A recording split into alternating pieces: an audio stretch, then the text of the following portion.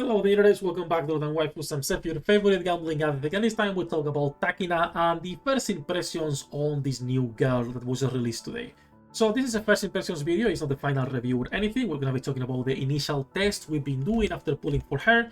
If you guys are interested on that, you guys can check it on the live stream from today, this one right here, okay? You can check the pools. I got her with like 4 multis, and the rolls we got, and some of the initial tests. When it comes to where she is on my account currently, base copy, a doll, phase 0, a purple doll, really bad rolls, 1 elemental, 1 hit rate, 1 charge speed, critical rate, hit rate, charge damage. Hit rate is useless for her.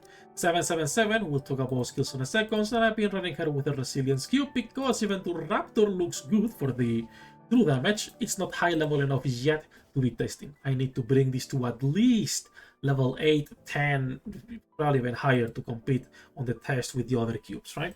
So resilience for now. Now, at the moment, it's really hard justifying pulling for her. I don't think there is a lot of people who will benefit from building her, and there are multiple reasons for this. The first is her skill set. So when we talk about the skill set for Takina, we only care about skill 2. Skill 2 is where this big fat true damage buff is coming from. 121% at level 7. At level 10, this is a 140%. This is the only skill that I will say you can level up, level 10, nothing else. The other 2 skills, level 4. Skill 1, it's a selfish buff. If you build her as a DPS, if you have the resources to afford building her as a DPS, skill 1 you can take to level 7.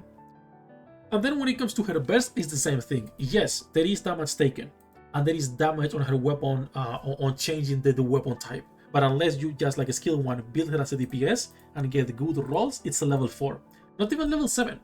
It's a 3% of damage taken at level 4 and a 6% at level 10. A 6% at level 10. It's a 3% increase from going from level 4 to level 10 on the skills. That's crazy work. Now, that's for her skills. Skill 2 is the only thing we care about. So, when it comes to true damage, the biggest problem is also characters that can take advantage of this. If we talk about characters right now for true damage, there are a few characters. Like, there are a few units you can be using for true damage, right? Like, it's not like it's only 1 or 2. The problem, only 3 characters can actually use this. Ain being the first one, Bestie, tactical upgrade, and obviously the new one, Chisato. Everyone else is useless in these team compositions. I tried Laplace Treasure. Laplace Treasure is pure copium, nothing else. Frima is copium. Jill, I don't think it's worth it when you can just be bringing Ada instead. And then Clay, we don't even talk about Clay. And what could be run if you are running like the tactical upgrade squad together. Yeah, sure, why not? You could be running them. But at the end of the day, it's not like a really big increase what Enwa provides. So, Chisato and Bestie. If you don't have these 3 characters built for true damage characters, you can completely skip Takina. It's not even worth pulling. If you have these 3 characters built, she feels like a team 4, 5, and that assumes that you don't have any other characters to be running, because there is so many options to be running at the moment. The game is, in my opinion, on a really good spot at the moment. There is plenty of compositions you can be running. So Takina joins into a really competitive spot with only 3 characters that can really take advantage of it, right?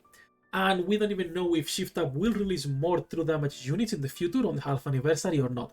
So she's on the same situation as Rem. She's on the same situation as Emilia when she was released. All of these characters that, if they keep releasing units, could be good. If they completely ignore it, they are dead after a couple patches. So it's basically 50-50. It's a gamba. If you're a gambling addict, a true gacha player, you pull for her and you cope that Shift Up will release more units. For people who don't have the full roster, it's a nice character. You can use her, and we'll show damage comparisons on a second. She is on a worse position than Miranda and Toph, because those 2 had already strong teams ready for them. But when it comes to true damage, there is 3 characters, and all 3 of them are not hyper carries. They are good, Bestie and Chisato being probably better than any in my opinion, but they are not hyper carries. So, damage comparisons. Iron Weak Union range, just as a pretty simple test. My Takina, as you can see, with really bad rolls, doing 1.6. I think she can be run as a sub DPS, and that might be one of her strengths. I don't have rocks to get, 4 elemental, 4 attack into her, so I'm not even gonna bother talking about that. But when it comes to buffing Chisato, just purely buffing Chisato, running Crown, Ada, Moran, Helm. As you can see, Chisato goes from 4.4 to 4 billion. It's not a huge difference as a buffer. And we're talking about the best buffer in the game. This is the best B2 in the game by far since she came out. And she can catch up to that. That's fantastic. But we go back into the same thing. Is that enough to justify pulling for her for only 3 characters? Are you using mates on your raids already? Or Grave? Or Bunny Aid? Or maybe your Nayuta?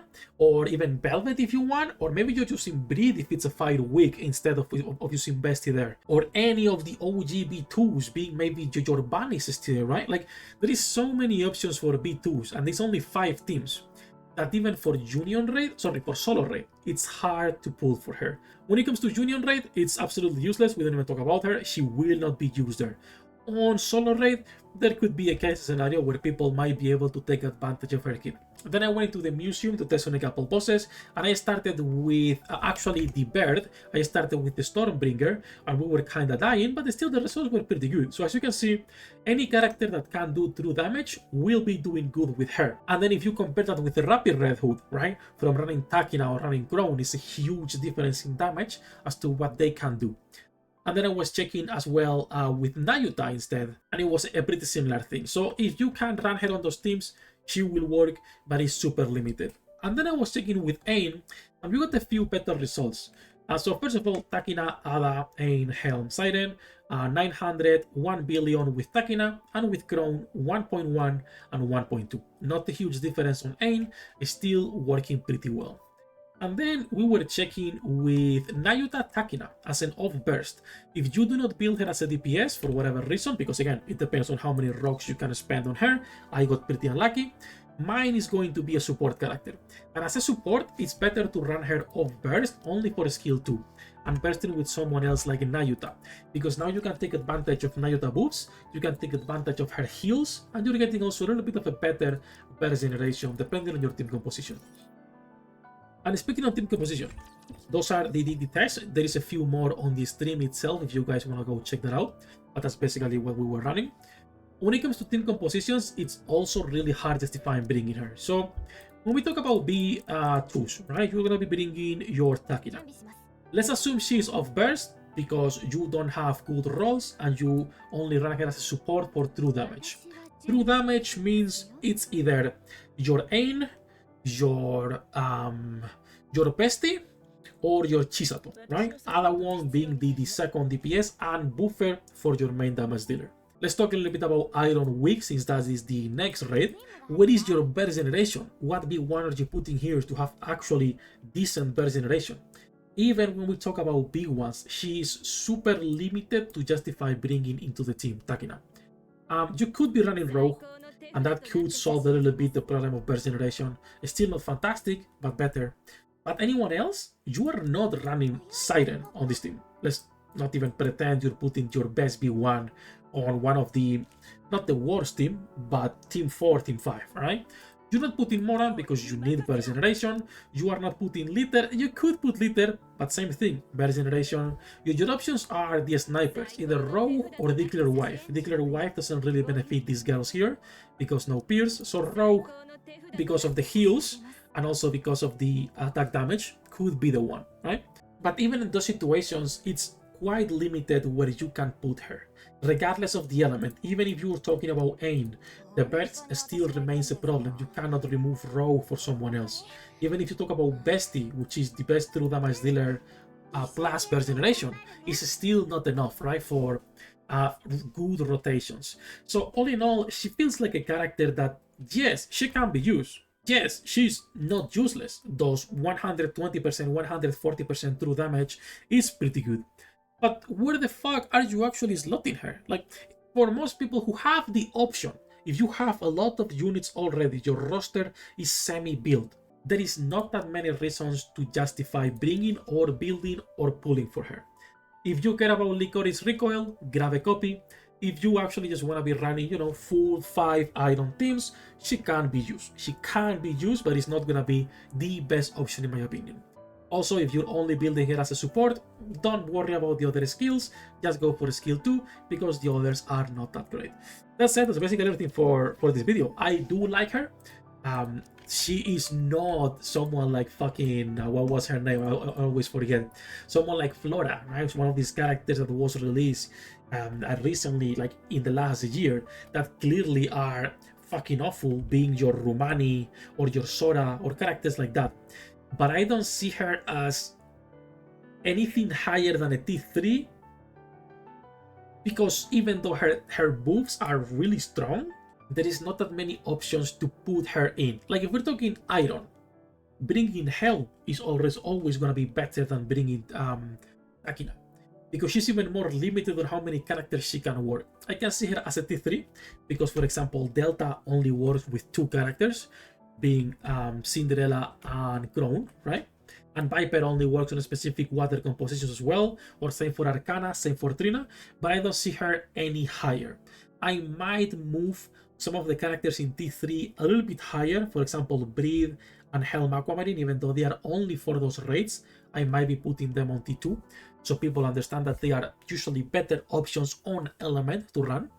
But yeah, for her, I kinda see her as a T3 character, and that's already like as much as I'm willing to give her. I will keep testing her to see if there are other compositions we find that where she can be put to a better use, but considering the limited usage of true damage, not much to say. Enough ranting though, enough chapping. That's basically everything for this first impressions on Takina. As usual, we are live every single day. Any questions you guys might have, feel free to leave a comment down below. Good luck with your pool, the edits, and I'll see you in the next one.